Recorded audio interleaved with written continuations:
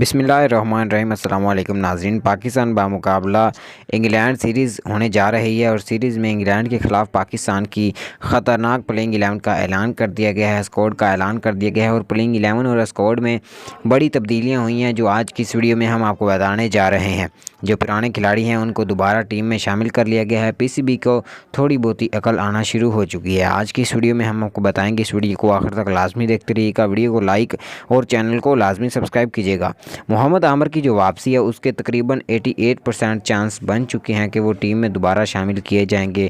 England کے خلاف Pakistan team کا حصہ وہ ضرور ہوں گے اور شعیب ملک جو ہیں ان کو بھی پاکستان ٹیم میں شامل کیا جائے گا۔ اگر یہ دونوں پلیئر پاکستان کی ٹیم میں ہوتے تو شاید پاکستان کی جو ٹیم ہے وہ ایشیا کپ 2022 کا جو ٹائٹل ہے وہ اپنے نام کر پاتی، کیونکہ دونوں ہی پرانے کھلاڑی ہیں، بہت اچھے کھلاڑی ہیں اور دونوں کا ہی بہت زیادہ تجربہ ہے، لیکن پی سی بی اس بات کو نہیں مانتا اور نئے سفارشی پلیئر ٹیم میں شامل کیا جا رہا ہے۔ ایشیا کپ میں پاکستان کو عبرتناک شکست کا سامنا کرنا پڑا ہے۔